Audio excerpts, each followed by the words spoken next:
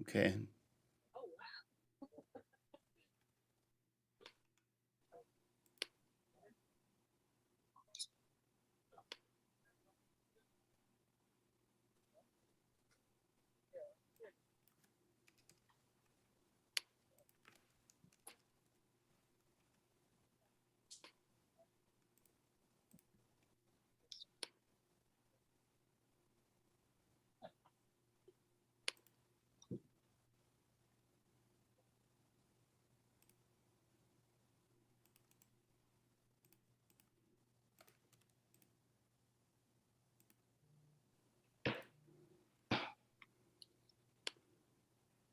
Oh.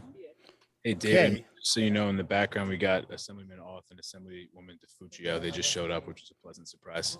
Okay. Here, I'd let you And we're ready to start now. And hello everybody. I'm David Wildstein. I'm the editor of the New Jersey Globe. I am joined by the editor and founder of Save Jersey, Matt Rooney. This is supposed to have been a debate between the candidates for the Republican nomination for Congress in New Jersey's 5th District. Nick DiGregorio and Frank Pallotta were invited, as well as Fred Schneiderman, who withdrew from the race this morning. Mr. Pallotta declined the invitation, and under the terms of the invitation that the New Jersey Globe and Save Jersey extended, we said that the debate will go on as long as one candidate accepts. That is Mr. DiGregorio. He is here. It's an odd kind of debate, and we're really going to just ask him some questions about how he feels on issues and what message he wants to send to Republican primary voters as he seeks the chance to take on three-term incumbent Josh Gottheimer in the 5th District. So Mr. DiGregorio, welcome. Thank you for being here. Thank you for accepting the debate, which I think is hugely important to be able to speak to voters, and I wish it were a different circumstance. But I'd like to ask Matt Rooney to ask you the first question. Good evening, Nick. The first question is one I think that's well suited to our generation. We're millennials. Student debt is a massive challenge and a massive concern for millennials. Of course, conservatives have talked about ways to make life more affordable for taxpayers. The left's answer appears to be to forgive student debt, something which could have a tremendous inflationary impact on our communities. Some Democrats have called for a $50,000 level forgiveness for student debt carriers. The Biden administration signaled it may support a $10,000 one-time forgiveness, executive order, or some other mechanism. Do you support forgiveness of student debts? And if you don't, why? I don't support forgiveness of student debts, and I'll tell you why. I think that individuals who have worked their butts off to be able to pay their own taxes shouldn't be going forward and assisting other individuals who have obviously made a conscious choice to go on and take on debt to educate themselves. I don't think that that's the responsibility of somebody else, but I do think that there's a solution here. And I think that ultimately I'm a product of that solution. I served 9 years in the Marine Corps, as you're aware. And as a result of that, when I departed the Marine Corps, I ended up using the GI Bill to better myself. I went to graduate school. I got my MBA, ended up working in finance. And it was a fantastic opportunity for me to get the education I needed to provide for my family. I believe that some semblance of the GI Bill is something that we can perpetuate, not just to members of the military, but to individuals who are willing to serve their country in some capacity and a capacity that fits them. So I think at the age of 18, if you're graduating high school and you look around and say to yourself, hey, we've got an opportunity here to pursue higher education, but the money isn't there, I think the government should be able to provide an opportunity for those students, those individuals who are going to be graduating high school, to pursue some course of patriotic service to their country. Maybe that means the Marine Corps, like it meant for me. Maybe it means the Peace Corps, or Teach for America, or AmeriCorps. Perhaps the Civilian Conservation Corps is something that we should resurrect and do in a manner that's in accordance with the 21st century and bring it up to the times and speed it up to the times. But the reality is I do believe in service. I believe in patriotism. And I believe that we do live in a country where we should all be able to pursue happiness. And I do believe that a GI Bill of sorts should exist for individuals who are willing to serve their country, regardless of if it's with a rifle or something else. Thank you. Thank you. And Mr. DiGregorio, I don't have a lot of process questions tonight, but I do have one that I'd like to start with. What is Frank Pallotta afraid of? Why didn't he want to debate you? Uh, so, I guess I'll start by saying that this is a bit of a par for the course for us. This has been a very interesting primary. Obviously, I'm a newcomer to this, but I've been kind of shocked at the lack of professionalism that's existed in this race so far. I went, I think it was a couple of months ago, out to Sussex County. And of course, in Sussex, you have CD7 candidates and CD5 candidates vying to earn the votes of individuals who live there. And so there was a candidates night, and I showed up, and my opponent showed up, as well as the CD7 opponents. And this was during a hotly contested moment in that primary. And so I was shocked to kind of see that the CD7 candidates were staying cordial with one another. They were shaking each other's hands, having light conversation. That's very much not the situation that's been going on in CD5. I try to shake the hand of my opponent's campaign manager, and it's almost like you're a ghost. Sometimes I joke around and I say that it's kind of an episode of Mean Girls. And the reality is I don't think it should be that way. And I've always tried to maintain that semblance of professionalism.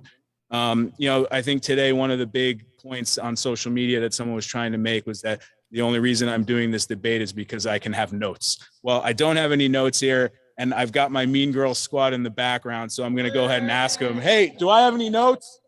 Yeah, I don't have any notes. And I would encourage Frank not to be scared. Let's debate. Let's get in the arena, and let's tell people the ideas that are important to us. Look, we've been really successful in our campaign. We've been able to raise almost 10-1 more money than what my opponent's been able to raise. We've been able to win conventions to the tune of 70% when 4 people were running. I mean, I think it's pretty clear that the momentum's coming in our way. And I think we're going to continue to earn that momentum. June 7th is going to be a contested primary. It is what it is, but we feel that the wind is at our back, and we are going to work really hard. We're going to outwork our opponent like we always do, and we're going to win this election. And let me just ask a quick follow-up question. If Frank Pallotta wins the primary, will you support him to beat Josh Gottheimer? Of course. Look, more than I want to win, I want Josh Gottheimer to lose. More than I want to win, I want to see my country get back on the right track. And I think that that's going to be conservative values and Republican ideals. And so if I'm not to be the selection of the electorate on June 7th, I will be in June 8th. I will be in the office of whoever wins, and I will be helping that individual make sure that we get across the finish line, because it's not about me. It's not about ego. It's not about personality. It's about winning this election and making sure that my kids and the future generation of Americans have something to look forward to. And I think right now we're in danger of not having that. Okay, thank you. Matt, we're going to just alternate. So. Sure. Nick, you're a veteran of Afghanistan and Iraq, a combat veteran, something I've talked to you about before in discussions on Save Jersey and on my radio program on 1210 WPHT. There are a lot of armchair generals on social media these days that have a variety of different opinions on the conflict in Ukraine, whether the United States isn't involved enough, whether it's too involved, at every point in between. What is your position on the United States' current involvement in Ukrainian conflict? And were you to have the president's ear, what exactly do you think that involvement should look like? Look, my opinion here is that there are 40 million Ukrainians who are willing to fight and die for democracy, and I respect the hell out of that. I think Vladimir Putin dangerously miscalculated. I think in prosecuting this war, he said to himself, the American public is tired of war. They've been at war for 20 years, and so there's no way that they're going to try and stop us. And I think what he miscalculated on is that, yes, Americans are war weary, but I think when we see allies who are in distress, who are willing to fight and die for democracy and do the things on their own that are necessary to propagate their own sovereignty, then we are all in. And I am all in. I think we need absolutely to make sure that our Ukrainian allies are getting the equipment and the material that they need to be successful. I am very much in favor of making sure that the Ukrainian democracy survives, that President Zelensky gets what he needs to be successful and to perpetuate democracy for their future generations. Does that mean that we need to put our troops on the ground? Of course not. I don't believe that we need to do that. But I think what we're doing right now is working. My criticism is that we need to do more of it. We absolutely have to make sure that we're putting ourselves in a position where we're helping our allies so that our other allies in Europe understand that when existential crises come into play, that we are going to play too. Quick follow-up question related to Ukraine. Something that's very controversial, especially in Republican circles, is the tremendous amount of foreign aid that the United States sends to allied countries and also some countries where they may be less popular in the town square here in the United States. Do you support the United States' practice of sending billions of dollars in foreign aid to foreign powers on an annual basis, or do you think that's a practice that needs to be revisited? I think it's a case-by-case issue. I think if we're talking about gender studies in Pakistan, I think I'm less inclined to be supportive of that than I would be to making sure that our NATO alliance is strong and that Russia knows that they can't walk all over Western Europe. I am more in favor of ensuring that China knows that they are someone that we are going to treat with great severity, and we're going to support our allies who live in that region and who are willing to support Western ideals and to support democracy, because that is what will perpetuate success around the world. So when it comes to foreign aid, it's all about whether America is leading or America is following. I think under the Biden administration, we are completely following. I think we're in a position where our enemies smell weakness, our allies are distrustful of us, and it's because of the decisions that we've made in the recent past. The reason that I'm running for Congress right now is because in middle of August, I looked down at my 4-month-old son while I was watching the news and watching 13 troops get killed in Afghanistan for a botched and shameful evacuation. And I looked and I said, this can't stand. I served in the Marine Corps in the wake of 9/11 to make sure that my son wouldn't have to do this anymore. And unfortunately, I think we now find ourselves under the Biden administration in a position where we are weaker and where our enemies know it. And that's why things like Ukraine are happening right now. And we need to make sure that that doesn't spread. And I want to ask a question that I'm beginning to think might almost be required of somebody running for Congress, and that is, what do you think the role of the federal government in America ought to be? I think it's the responsibility of the federal government to facilitate the American dream for its citizens. And obviously that has a million different definitions because there are 330 million American citizens in our country. But I believe that we're in a position right now where that's impossible. I mean, gas down the street on Plaza and Fairlawn, which is just 1 block away from where I live, where we're filming right now, gas is at $4.45 a gallon. If you are unlucky enough to have a diesel car, you're paying $6.90 for a gallon of your diesel. How can we allow and enable Americans to pursue the American dream when it costs that much money even just to get to work? And so I think that's the problem that we're dealing with right now. I think we have an economy that isn't working for people. We have a follower for a president when it comes to foreign policy, somebody who is unwilling to make the difficult decisions to make sure that America is the one that's leading, because the reality is if America is not leading, then somebody else is going to fill that power vacuum. And so I think it starts in 2022, right here, right now, with the midterm elections. Joe Biden in 2024. Let's hope that a president comes through and that he's no longer a president. He's the one-term president. But before we do that, in 2022, we have an obligation to make sure that this rubber stamp Congress that's led by Josh Gottheimer is no more. We need to get Josh Gottheimer out of Congress. We need to make sure that we have people who are willing to make the hard choices and tell President Biden no. And just as a follow-up to that, because it's an important issue, certainly to people watching a debate that is streamed onto a number of platforms. What should the government's role be in regulating social media and speech on social media? A hugely important question. I'm reminded of what Elon Musk said the other day, and he said that Twitter has now become the world's town square. And so I believe that the way Twitter has been run and social media outlets have been run, there's been this very uneven application of the rules. And it's very clear to me that conservative commentators and individuals who believe in one side of the spectrum are being marginalized, and yet those same rules are just simply not being applied to the other side of that spectrum. I think that's unfair. I think that legislation and government intervention is probably something that we need to be considered, and I would absolutely favor Section 320 reform as a result. Okay. Thank you.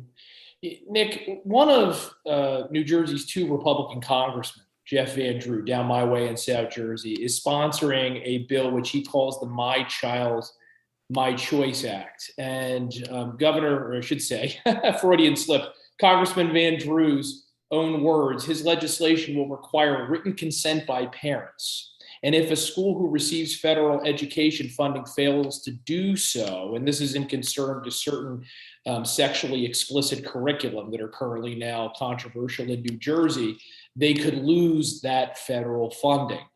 If you become a member of Congress this upcoming January, would you support Congressman Van Drew's bill? I am the father of a 3-year-old daughter and a 1-year-old son. When the discussion a couple of weeks ago came out about Governor Murphy talking about public school system requiring sexual education for 7-year-olds in second grade, that was hugely concerning to me, and I took to social media to talk about it. I have a huge problem with that. I don't think that that is the appropriate age in which we teach our children the sexual anatomy of the human body. And, you know, I came back to New Jersey with my wife after 9 years of military service. And we said, okay, well, we're going to pay high taxes because it's a high tax state. In fact, it's the highest tax state in the country. But you know what? We made that excuse that I think so many families make, which is, but the school system is great. And unfortunately, we're not even using the public school system anymore. We have our daughter now in private school. She goes to Catholic school. It's incredibly expensive. It's something that we're doing because we feel we need to, not because we want to. And I'm just reminded constantly of the families that can't make that decision, that don't have the means to make that decision. I think it's incredibly unfortunate that this is being pushed. And I think it's wrong. And I think we absolutely need to fight for our kids. And we need to restore parental rights back to the kitchen table. This is not something that bureaucrats in Trenton and Washington should be ramming down our throats. But would you support Representative Van Drew's legislation, which would involve the federal government directly in depriving states that push these sorts of things on children and families of federal funding? I would surely take a look at it. I haven't looked at the bill, but it sounds like something that is in line with the values that I espouse. And certainly after taking a look at it, I'd have a better answer for you. Thank you. Yeah, let me just, if I could ask a follow-up off of Matt's question. We talk about federal funding and tying federal funds to what a state does. You're seeking to represent Bergen County and parts of Passaic and Sussex in Congress. What if the risk to supporting that bill meant that there would be no funding for transportation infrastructure projects like the Gateway Tunnel? Would that affect your willingness to support a ban on federal funds going to states? Yeah, look, the bottom line is that we're talking about specific pieces of legislation. And certainly before I would make a hard and fast decision on these pieces of legislation or any pieces of legislation, I would want to do my due diligence and read through them. I think the role of the representative, of a congressional representative, is to enact the will of the people and to not turn away from your principles in doing so. Part of that is making sure that people know exactly who you are and saying the things that make you who you are and the principles that make you the person that you are going to be in the Congress and representing them. So it starts with that, and then it goes to reading the legislation and making sure that you're making decisions that are on behalf of those 735,000 people in your congressional district. So my promise is always to do my due diligence and never to turn away from my principles. Okay. The issue that everybody is talking about this week is the release of an advance copy of a Supreme Court decision that would overturn Roe v. Wade. You are pro-life. Your opponent, Mr. Pallotta, is pro-life. What I think Republican primary voters want to know is, how pro-life are you? And I guess the best way to find that out is to just ask you directly to state your position on abortion. I'm pro-life with exceptions. Okay, and that would mean that you would be against total bans on abortion? It means in the exceptional cases of rape, incest, life of the mother, I would use a different yardstick. I don't believe it's the role or the responsibility of government to tell a woman that she must carry a child to term if it means that she will die. That seems to me to be outside the scope of government to confer a death sentence onto someone like that. It's my opinion that in the case of rape, if someone is brutally violated against their will, that the repercussions of someone else's action on them should not be borne on the victim. And so that's my position, as clear as I can make it. Okay, thank you. Nick, right now in your district, the average price of a regular gallon of gasoline is around $4.25 and climbing. Diesel is obviously much higher, as you've already mentioned. Clearly, this country is having an inflationary crisis, but Americans are feeling it most difficultly at the pump, which is particularly problematic for New Jersey since we're a state that relies on summer tourism. And we want people to come here and gas up and go to the Jersey Shore and our parks and our other destinations very soon. If you're elected to Congress, what is your specific energy program that you would espouse to not only make this country energy independent, but also immediately attack gas prices? Yeah, I think an all of the above approach to energy is really going to be the best answer. I believe that nuclear needs to play a huge role in American energy going forward. I certainly don't believe that we should be curtailing oil drilling, especially at a time of such high inflation and the gas prices being as they are and supply and demand being so out of whack. Look, the reality is this: green energy is the future. But when is the future? The future is not now. We're at the bleeding edge. In order to heat and electrify a home using solar or wind power, it costs about $125 per kilowatt hour. It costs $11 per kilowatt hour to do nuclear or to do fossil fuel related. We're just not at the point of price parity yet. So the idea that we can just shut off the oil pipeline, that we can just shut off nuclear and go toward these renewable sources, maybe one day we'll be there. I hope for the sake of my kids and the next generation that we'll get to there at one point, but we're simply not there now. And so all of the above approach is what's necessary at this time. Okay. Mr. DiGregorio, this is a question that gets asked in Republican circles and Democratic circles.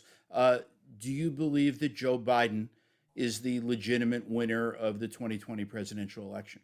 Joe Biden is unequivocally president of the United States.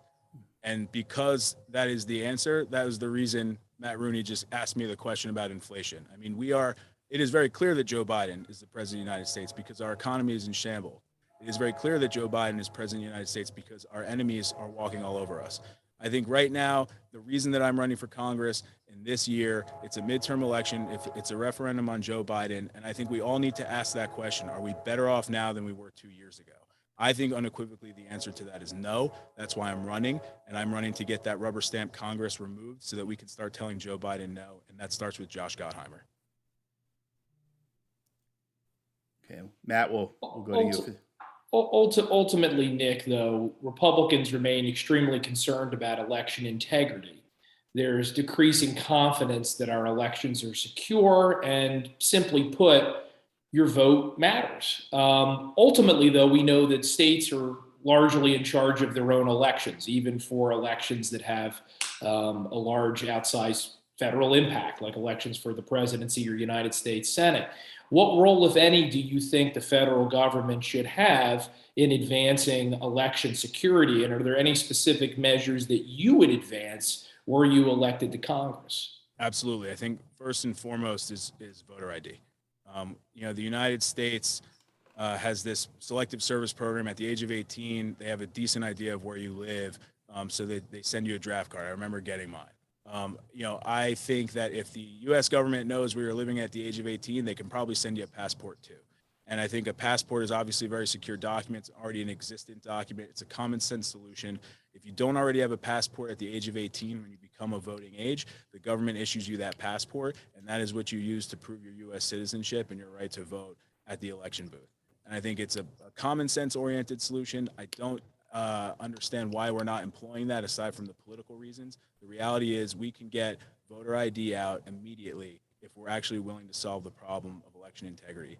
And voting is a sacrosanct act, and it is the lifeblood of our democracy. And if people are starting to get away from this idea that their vote counts just as much as the person to the left and to their right, we've got a serious problem. We've got to restore faith in our institutions. Thank you. Thanks. And one issue that is part of a national debate among congressional candidates, really among all candidates, is whether the government is doing a good job or a bad job in supporting the police, whether police should be defunded or whether elected officials should, as they say, back the blue. And I want to ask you your position on that, and what will you say when you speak to law enforcement groups, when you go before the state PBA, the Fraternal Order of Police? What will you say to them in your pitch for their endorsement, if you Yeah, want it? look, I think we absolutely have an obligation to back the blue. When I look at the communities that I pay all these taxes in order to live here, part of the reason that I live here is because these communities are safe. And we have to be cognizant of the fact that there are people who wake up every morning to risk their lives on behalf of the communities that they serve. I am reminded of my own military service. All of the deployments, all 4 of my deployments that I did as a U.S. Marine were under the presidency of Barack Obama. And oftentimes we quietly criticized the rules of engagement. We quietly criticized the materials that we were being given in order to prosecute this war. We wondered out loud if we actually had somebody who wanted to see us succeed in the missions that we were being put on. And I think right now there is a parallel to be made. I think it's never been harder to be a cop. And I think a lot of it is because they don't have people backing them. I think a lot of it is because people see them as vilified. And I think that is simply not the case.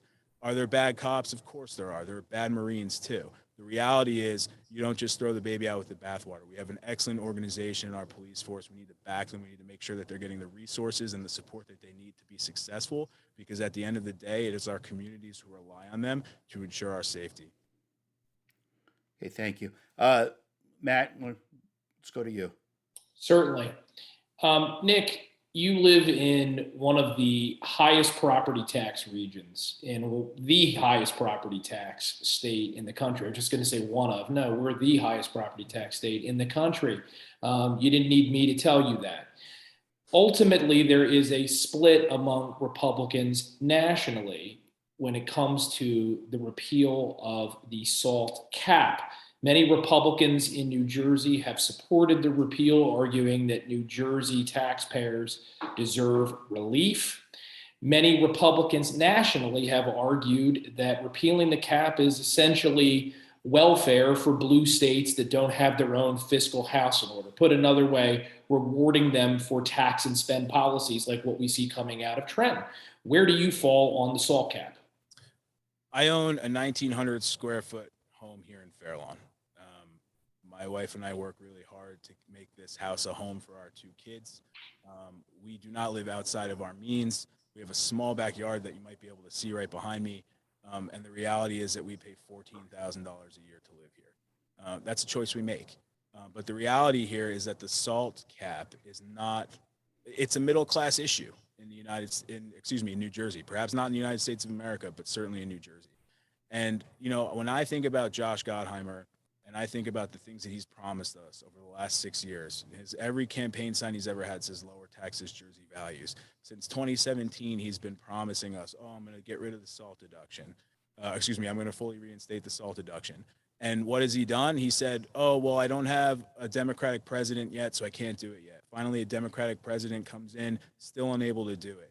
There is a level of ineptitude, an inability of Josh Gottheimer to do the things that he's promised us. This was the marquee thing that he promised us in the last 2 campaign cycles, and he has failed, and his time is up. And it's time to actually put somebody who's willing to go and fight for that SALT deduction, because the reality is we need it here. It's a middle-class problem. It's not just something that affects the upper classes in the state of New Jersey, because that's how expensive New Jersey is. And if you're elected to Congress, the very first vote that you will cast would be for Speaker of the House. If your party is in the majority and you're there, Kevin McCarthy, it appears, intends to be a candidate for Speaker. Would he be your choice? I look forward to seeing Leader McCarthy. I look forward to hearing what his vision for the future is. One of the benefits of being a Marine Corps officer is that you have a good knack for leadership. It's sort of ingrained in you. And so I'd like to look him in the eyes and hear what he has to say, and happy to make that decision once I've had that opportunity. And anybody else you have in mind as somebody who'd make a great speaker? I think that there are plenty of people in the Republican Party who are great leaders. And at this time, I think that it's just a matter of having an opportunity to hear them out and see what their plans are. And if those are congruous with the plans that I envision for my kids and for the future generations of America, then that's the person that I would go with. Okay. And I think we have time for one last question from Matt Rooney. I think it's fair to say that there's a growing consensus in this country that the governmental reaction to COVID-19 was flawed, and I'm being generous there. In states like New Jersey, it was arguably disastrous. And the face of the federal response and the governmental response generally was Dr. Anthony Fauci. There have been calls in Congress, Nick, from Representative Jim Jordan, from Senator Rand Paul, to investigate Dr. Fauci, to haul him in front of Congress, to conduct hearings, and to get to the bottom of what went so badly wrong. Were you to join Congress in January, would you support using subpoena power to bring in Dr. Fauci and force him to answer for the federal response to COVID-19? I think we learned a lot of lessons by trial and error in 2020 and in 2021. I think we made a lot of mistakes.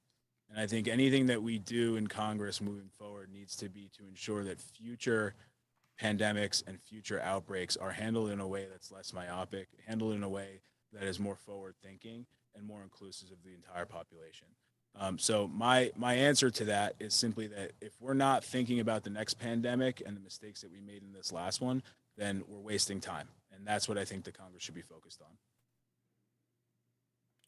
And Mr. DeGregorio, this brings you to the close of your debate, your unopposed debate. But we typically allow candidates to make a closing statement. You should be no different. I want to see if there's anything that you would like to say, in conclusion to Republican primary voters in New Jersey's 5th District as to why you should be the candidate to take on Josh Gottheimer.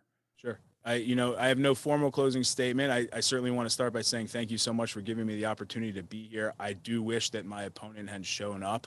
I think it would have only been right for the voters of the 5th Congressional District to get an idea of the contrast that we present.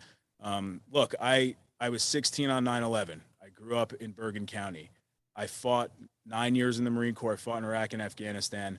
I am coming home to serve my country again. And I think it's because I look around and I'm disappointed with the trajectory that we're going on. I have 2 kids who I want to make sure have an America that's better than the America that I was handed. And we are dangerously going in the wrong direction. I think this starts in 2022. I think it starts with making sure that we have a Congress that is willing to stand up to this president of the United States, who in the last 2 years has taken our country into a downward spiral that is historical in its ineptitude. And so it's time for us now to fight back. All I've ever known is serving my country and fighting for my country. And I now raise my hand and I ask you for your vote so that I can go and do it again on your behalf. Thank you so much. Okay, thank you. And I say this objectively. First of all, thank you for your service, and thank you for your willingness to participate in this forum. Forums like this are hugely important for democracy. And Matt Rooney, as always, I appreciate you participating in this and joining it. It's always great to have your perspective in these forums. I just remind those that are watching, the primary is June 7th. Voting has already started. Military ballots, overseas ballots are out.